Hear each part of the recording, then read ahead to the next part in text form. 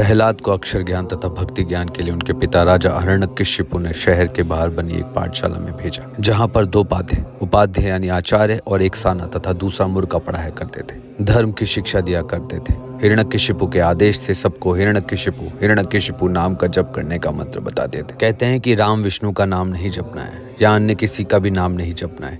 हिरण्यकशिपु हिरण्याकुश का ही परमात्मा है। प्रहलाद भी अपने पिता का ही नाम जपा करते थे। यदि कोई हिरण्यकशिपु के स्थान पर राम या अन्य प्रभु का नाम लेता तो उसे मौत की सजा मिल जाती थी। पाठशाला के रास्ते एक कुम्हार ने मटके पकाने के लिए आवे रखे थे। लकड़ी के अंदर उपलों से ढक रखा था। सुबह अग्नि लगानी थी। रात्रि में एक बिल्ली ने अपने बच्चे उसी आवे में एक मटके में रख दिए। प्रातःकाल बिल्ली अन्य घर में भोजन के लिए चली गई। कुम्हार ने आवे को अग्नि लगा दी। कुछ समय पश्चात बिल्ली आई और अपने बच्चों को आपत्ति में देखकर म्याऊं म्याऊं करने लगी। कुम्हारी को समझने में देर न लगी। वो परमात्मा को अर्ज करने लगी और रोने लगी, हे प्रभु, हे राम, हमारे को महापाप लगेगा, इस बिल्ली के बच्चों की रक्षा करो। उस समय भक्त प्रहलाद उसी रास्ते से पाठशाला जा रहा था। कुमारी को रोते हुए देखा तो उनके निकट गया। हे राम, हे विष्णु भगवान, हे परमेश्वर, इन बिल्ली के बच्चों को बचाओ, हमें पाप लगेगा।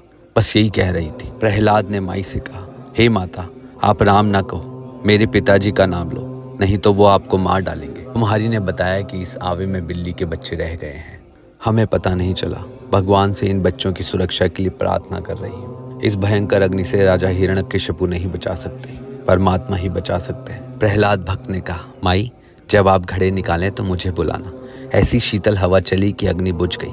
कहते हैं कि 1 महीने में आवे में रखे घड़े पकते हैं। उस समय 2-2.5 दिन में ही आवे पक गए। प्रहलाद भक्त को बुलाकर आवे में से मटके निकाले गए। जिस घड़े में बिल्ली के बच्चे थे वो मटका कच्चा था। बिल्ली के बच्चे सुरक्षित थे और अन्य मटके पके हुए थे। यह दृश्य देखकर प्रहलाद ने मान लिया कि ऐसी विकट परिस्थितियों में मानव कुछ नहीं कर सकता, परमात्मा ही समर्थ है। कुम्हारी से भक्त प्रहलाद ने कहा, माता जी, यदि भगवान ने बिल्ली के बच्चे बचा दिए तो मैं भी परमात्मा का ही नाम जपा करूंगा, अपने पिता का नाम नहीं जपूंगा। उस दिन के पश्चात प्रहलाद भक्त राम का नाम जपने लगा। ये घटना सतयुग की है। श्री रामचंद्र पुत्र दशरथ जी का तो जन्म भी नहीं हुआ था।